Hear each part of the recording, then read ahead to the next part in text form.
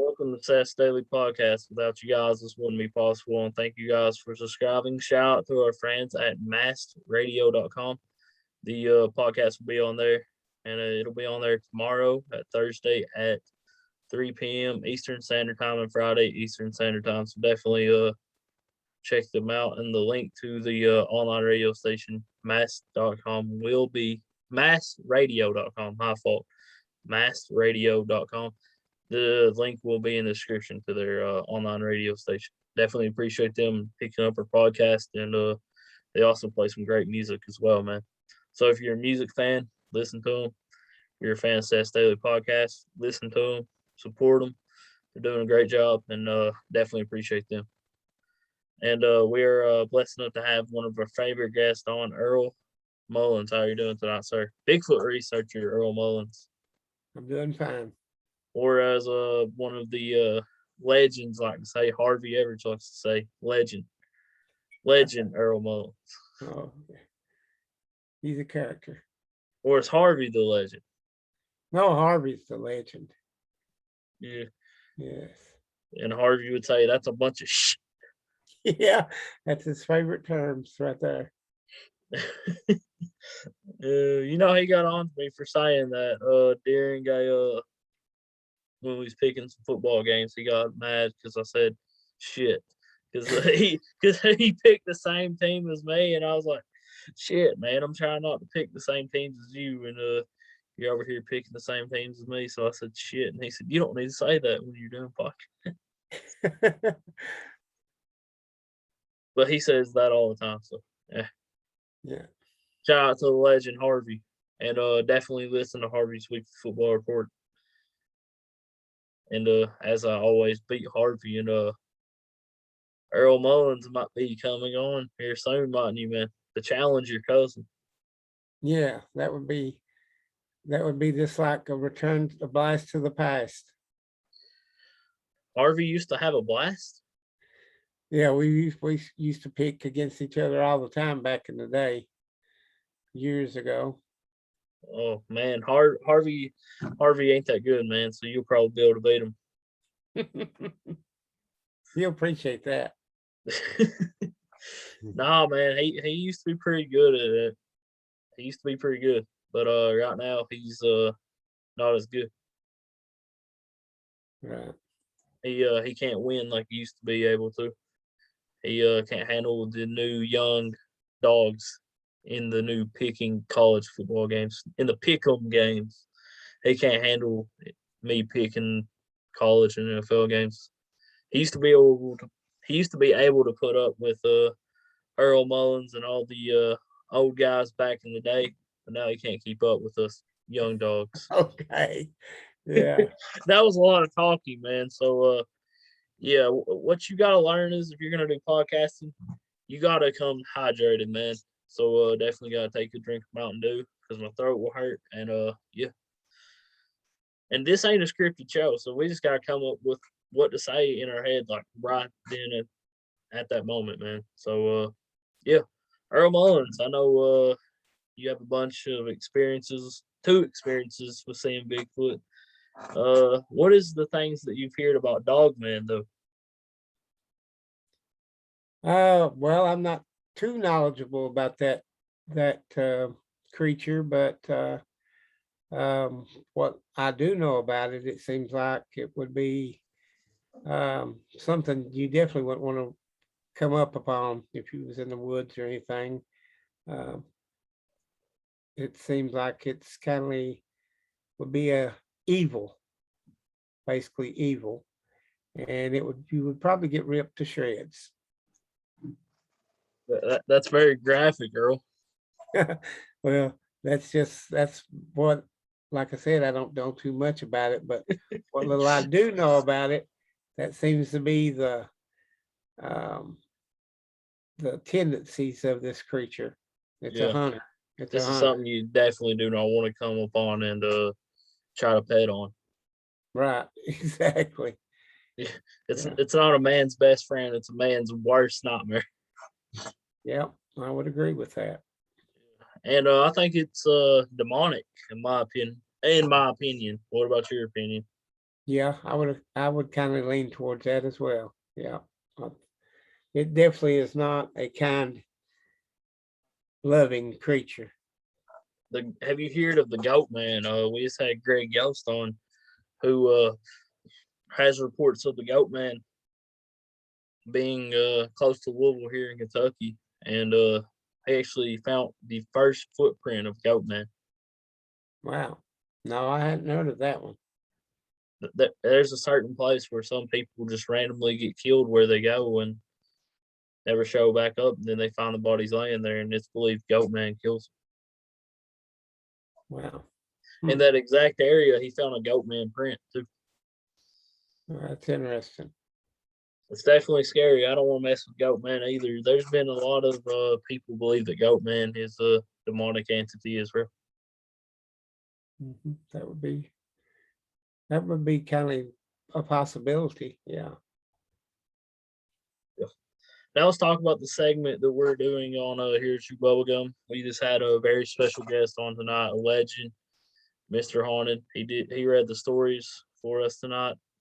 That'll be on next Sunday and next Monday on the radio station, WKCB and WXLR. WXLR next Sunday, not this Sunday coming up. This Sunday, me and Junebug's segment of the mysterious Appalachian Mountains will be on here at Chew Bubblegum at 9 p.m. on WXLR this Sunday.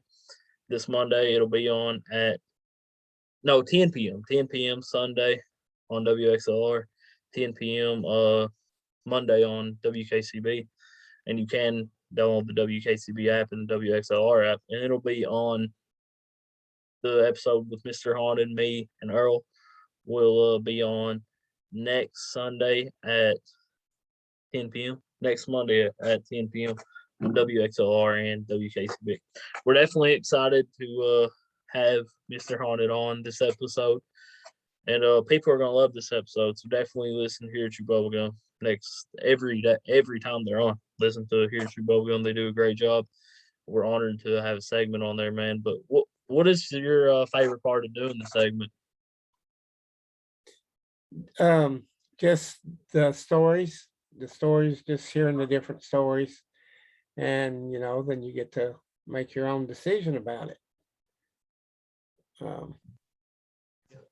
There's a whole, it's a million different stories out there, which that makes it even more to me wondering why it's so hard for people to wrap themselves around that it's a possibility that this creature does exist. And always, a lot of them, they'll make fun of you and that kind of thing. And then you've got testimony from thousands and thousands of people saying otherwise, so it just blows my mind that people just can't, it's just like they don't want to believe in something or whatever. It's weird. Yeah, and it definitely was an honor to have a legend like Mr. Haunted on. Yeah, he was pretty cool, actually. Everybody's gonna love it. Everybody's gonna love that segment. There's going to be it's going to be a presentation in Harlan this coming Saturday. It starts at 6 p.m. at the Portal in Harlan, downtown Harlan, and going to have a couple of speakers, and they're both would be considered dogman experts. What's their names? Matthew Delp and the other guy, his first name I think is Justin. He's from, I think he's, if I ain't mistaken, he's from Tennessee. So I cannot think of his last name. I hadn't heard of him before, but that's where I plan on being this coming Saturday. So maybe I can learn quite a bit about this dog man, and this coming Saturday should be a pretty good turnout, I would figure. So Matthew's an excellent speaker, and like I said, I don't know this other guy, but I know Matthew, and he's a great speaker, and he's very knowledgeable. Pretty sure you're wanting to learn about dog man. Yeah, Yeah, I want to know as much about it as just like I would uh, anything. It's in the paranormal world. Now you got me going to have to go check and see what this goat man creature is now, because I had never heard of that one.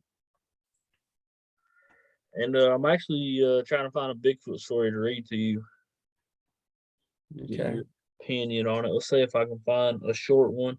I don't want to read a long one and have people sitting here all day listening to me reading.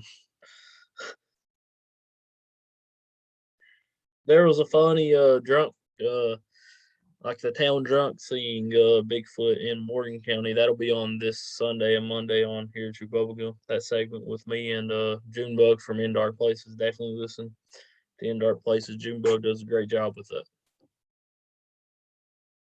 Yeah. So Earl, what's going on with your researching? Have you got any new reports to report to us? Um, not nothing, recent. But yeah, I've got this. Well, the way my situation is with me, it's just a matter of getting the time to do and go check things out.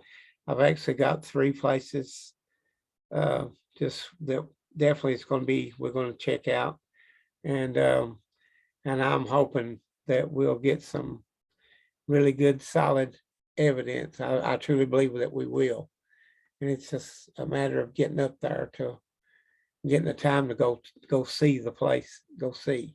So Absolutely. I'm Now I'm going to looking read it. forward to it.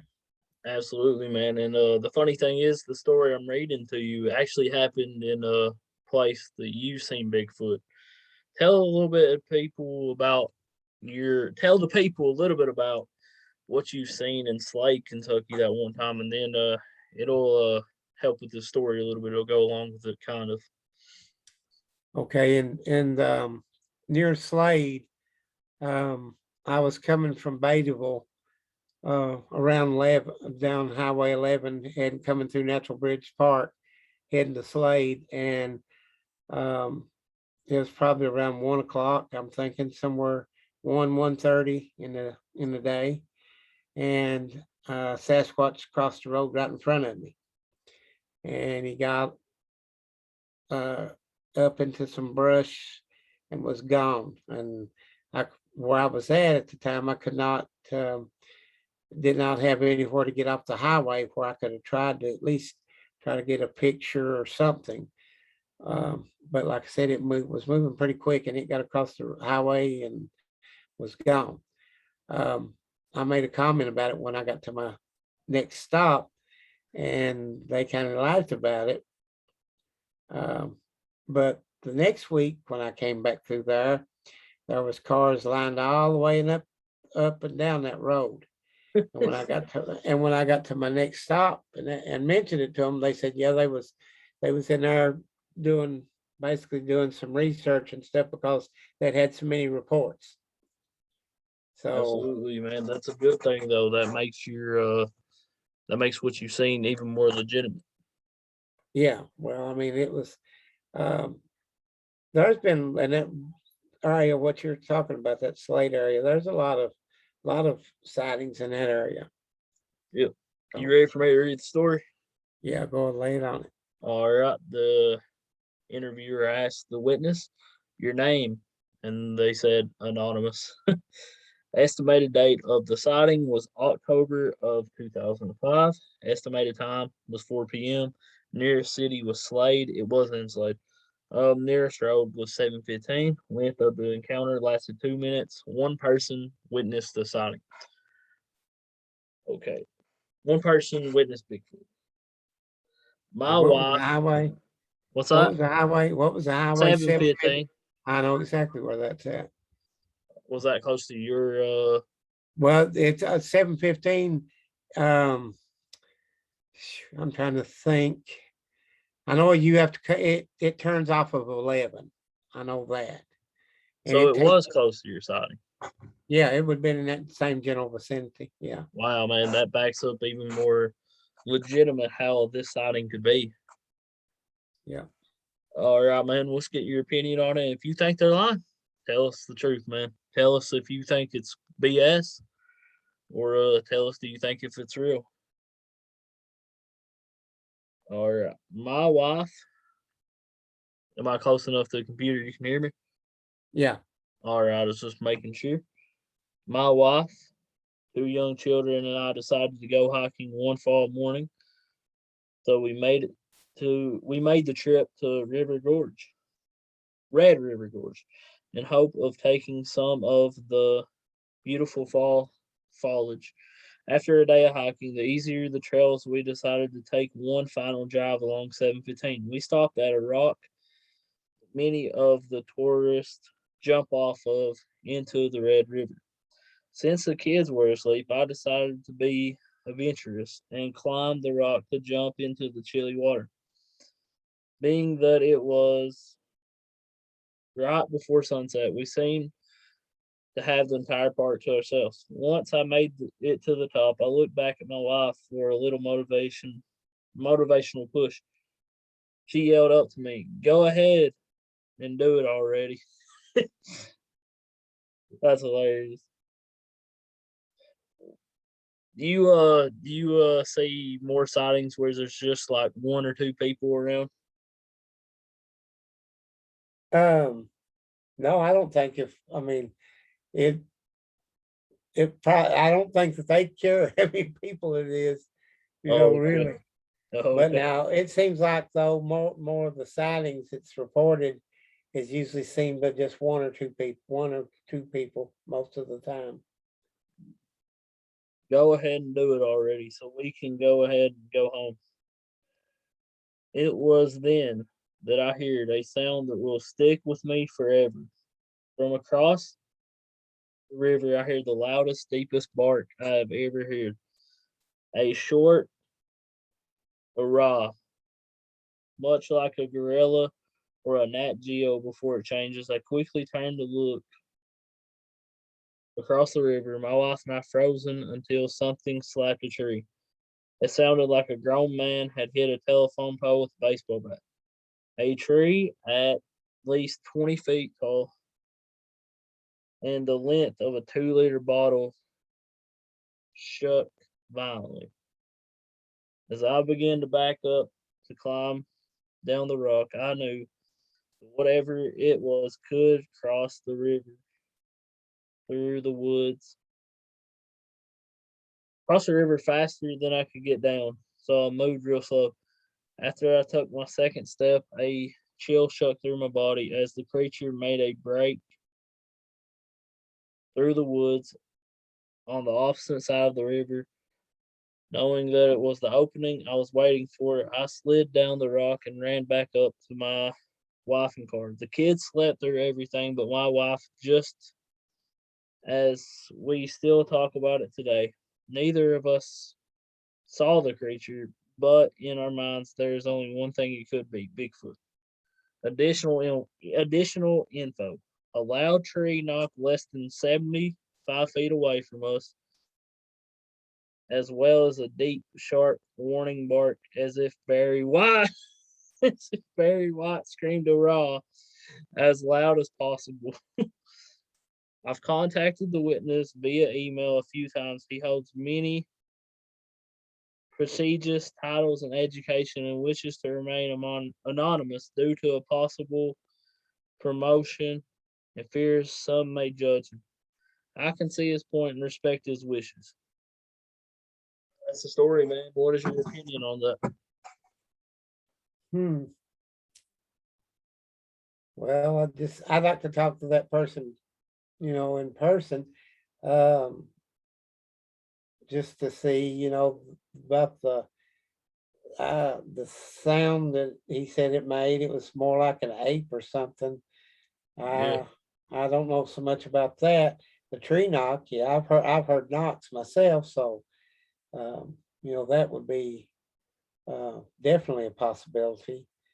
Um, yeah. but you And just I had to scroll like this way to read it because I have to say the wordings on this report, you have to go like this way to see each line. So that's why I'm like holding my breath and waiting to read and find it because you have to slide your phone and everything. Yeah, yeah. Well, it's just that, any report like that that you get, it's better like, like Don would say, it's if you can meet them and meet them and talk to them face to face, because you can pick up. Uh, Me myself, I can pick up if it was fake or not right off the bat. I got another story for you. Bigfoot is back, but did he ever really go away? I ain't gonna say their names. A couple of Western Kentucky University students said they were awakened in the middle of the night last weekend during a camping trip to Mammoth Cave by a gun toting man on tracking down the legendary creature. It was scary to know there was a man out there shooting a gun at nothing. This person said. He told the Carrier Journal on Wednesday of the couple's weekend adventure in the woods. Bigfoot sightings have been reported hundreds of times across Kentucky since the time of Daniel Boone. What makes this person's story so unforgettable, though, is the randomness of their tale. Neither says they actually saw Bigfoot, but they weren't looking either. The couple had been sleeping in a tent early Sunday morning when they woke up to tell him that a man and his young son were approaching. When they got to the tent, the man said that his own campsite and tent had been destroyed of what they were in and that they were in Bigfoot country. Then he showed them a gun in his back pocket and told them to run if we hear shots. That person said. The man and his son then left. A few minutes later, we see their lights approaching again, that person said. As if they were closer, we hear the man yell something like, "Oh my God, do you see that? There it is, looking out from their tent," these person said. Watched as the man shot his gun into the darkness. They said they ran from their tent to the man to see what was happening. The man says he saw Sasquatch emerge from the brush near our tent and started. We're like, "Are you serious?" The man said, "Yes, he was." The man then told them it is dangerous. He hopes we have weapons. The man and his son then left, them people said, and the couple called 911 and hiked 5 miles back to their car. A spokeswoman for Mammoth Cave National Park confirmed that law enforcement responded to an incident involving an individual with a firearm about 2 a.m. Sunday, and he said there's no injuries occurred. She added that the incident is still being investigated by park officials. Though possessions of firearms within the park is legal as long as individuals follow the Kentucky state law, do not take them into any federal law. That doesn't even matter. More Bigfoot sightings. Kentucky and Mammoth Cave have had their share of Bigfoot reports over the years. There have been close to 40 Bigfoot reports in Kentucky, according to KentuckyBigfoot.com, a website run by the Kentucky Bigfoot Research Organization. Okay. It's not giving any, it's just giving information about sites and stuff. So, what's your opinion on that story, Earl? Sounds pretty wild. Yeah. I don't know, I just Do you hear Bigfoot tearing down campsites a lot though? that does happen, yes. I can think of it's been a few years back that uh, in at the Cumberland Falls in that state park. Um, me and some friends had went down there, and I made the comment that this would be um, a great place to come and just do a hunt. And there was some guys from Floyd County, and I couldn't tell you their names or anything, but they actually done a hunt down there. And when they went down there, uh, there was the Forestry Service. They had closed down several campsites, and the sign said basically that, and some trails. That trails, I think it was like number 2 through 11, are closed due to safety concerns. It didn't elaborate, what kind of safety concerns or anything. And when they done some investigating with the locals, they basically said that there had been some instances with Sasquatch coming in and destroying their campsites. And they decided, that's why they closed the campgrounds and closed the trails down, because it was happening pretty frequently. And so these guys from Floyd County done a hunt, and they did have an encounter, but they couldn't get anything on film. The brush was so thick and everything, they couldn't get anything on film and stuff, but they did get footprints and that kind of stuff. And they heard the growls and the knocks and different things and it was, like I said, an encounter. So yeah, that with the campgrounds, that wouldn't surprise me at all. Something like that happening. If they don't want you there, they're gonna let you know it, Yeah. basically. Here's a question on a Bigfoot, one of the biggest Bigfoot groups out there on Facebook. Has anyone ever tried music as a lure, perhaps soft violin music as a lure to lure Bigfoot in? Have you heard anybody using that before? No, no. The only thing I've ever seen, I've got some friends that they like to prank me and poke at me. Sometimes they'll send me a thing with Sasquatch playing a saxophone. I actually found that just now.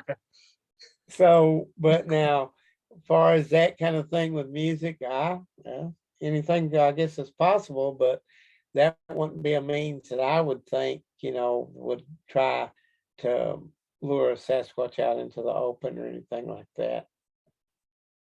Yeah. And I also got a very interesting question that somebody asked on there as well, and get your opinion on it.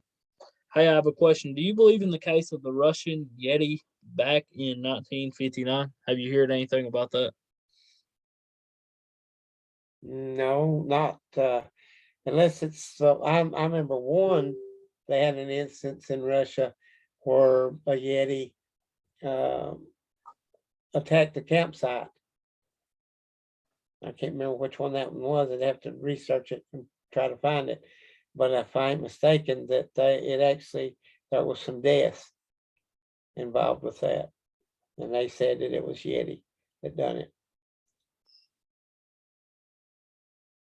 But like I said, I'd have to research it and just try to find it and see if that's the one that they're talking about.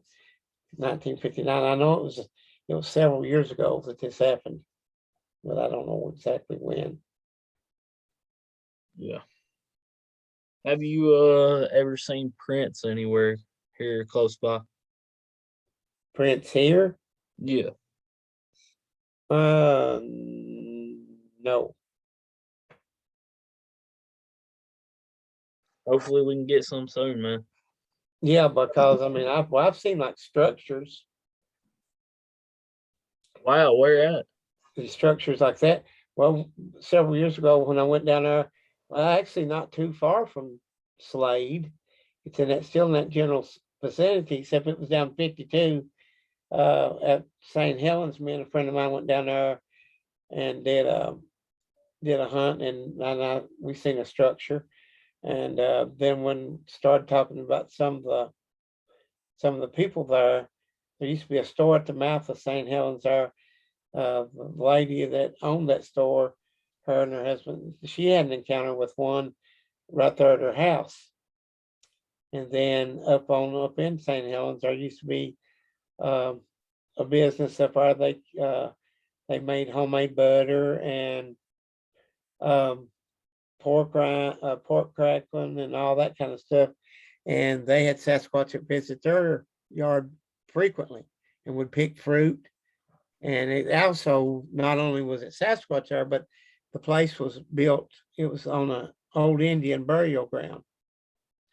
And see, that's another thing in some of the tales you'll hear, that Sasquatch seems to be attracted to cemeteries for whatever the reason. That's kind of part of the lore, so to speak, of Sasquatch. Absolutely, man. I think there's a good possibility that we will find Bigfoot here soon. Oh yeah, well, it's already people. I mean, it's just been so many people that's actually seen it. It's a lot of people out there that don't tell the tale. what they have seen or what they encountered because they're afraid of being ridiculed and that kind of thing. But anyone, they pretty much know me and what I've done over the years and my interest in it. So, if anybody's listening to this podcast, they're welcome to get in touch with me at any time, and I'll listen to their story, and they don't have to worry about um, being made fun of. Yeah.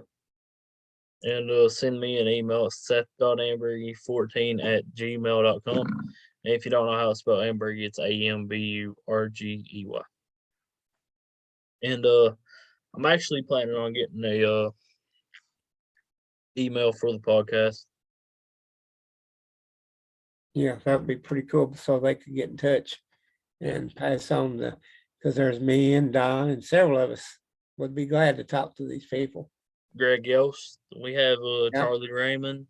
We've had Jody Cook as Bigfoot researcher and a Dogman researcher. Thomas Shea. I've had him on. He's a Bigfoot researcher.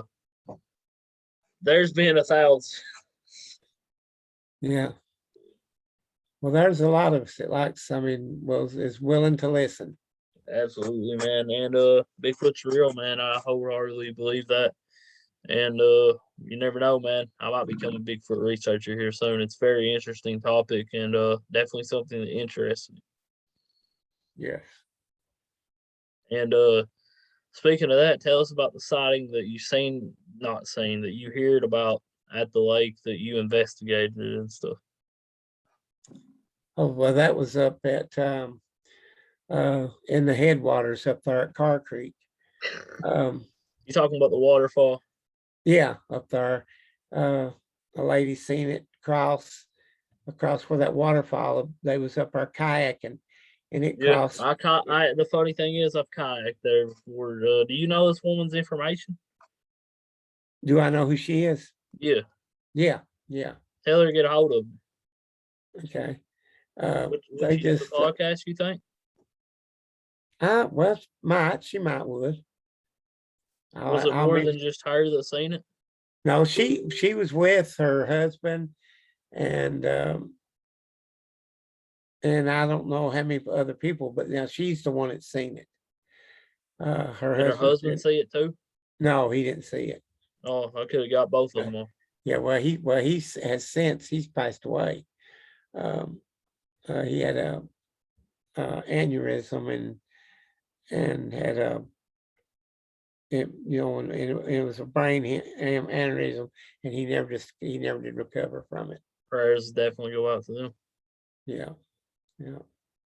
But how tall did she say the Bigfoot was? She just said it was dark in color, and it just seemed like it stepped across that in one stride, and it was just huge. And she said she knowed it wasn't a bear because it was walking upright. And that was basically her testimony about it, what she seen. She said, I just know it wasn't a bear because it was walking upright. Definitely need to get her in contact with Don Neal. Yeah, I went up there and looked around and snooped around a little bit and didn't find anything, didn't find any prints. I was hoping that I would for sure find some prints because that area where that happened, had been doing some work, and our Corps of Engineers had repairing the silt dams or something or other. Yeah. And there was a lot of fresh dirt up there, and I just know that I would find prints, but I've never found any. And of course, she basically said it crossed. Me and a friend of mine, we went up that one trail up there. You go up by the campground instead of going to the right, you go left. We went up through there, and we didn't find anything. But it's definitely would be a prime area because the brush and stuff up on in there is very thick. You should check the creek out. I'm sure that's a good place for it down the road from that particular area. And maybe me and you can check that place out and check for some prints and stuff. Yeah, anytime we can get back up there because, like I said, I looked through all that bottom I there, and I can get there in like 1 second. yeah, I know you told me you was close. Um, the all that I just know that I would find some prints or something, but I didn't. And I looked kind of around the edge of the water because it's a small like creek up through there, and I didn't see any prints. I seen some like some maybe some raccoon and stuff like that, but I didn't see any huge prints. You never know, raccoons might like walk through and stuff and get rid of the prints. Yeah, I just I kind of was disappointed in that little. Don Neal said that's a perfect location for a Bigfoot. You got water, you got fish, you got deer. That's a where a lot of people deer hunt at. And he said the main resource of food for Bigfoot has been known to be deer. Right. And Yeah. that's where people Oh deer yeah. hunt. There's a lot of deer there. I've seen deer there fishing. Yeah, there's plenty. I've fished Yeah, there before and seen some deer. yeah, there's plenty of deer, that's for sure. And that right where that's at, like I said, um, there's like you said, water, and then you've got plenty of cover. It's real thick up and above that. When you get up in there, it's very thick, and it's prime. The only thing is, I mean, it would be it's very steep in there too. It's steep, but not saying that they wouldn't travel that, but the climb would be, be a good climb. Uh, I would assume they stay close to the water area and they're the best camouflage uh thing in the wild and stuff. So they if they want you to see them, they'll let you see them. If they don't want to, you're not going to see them.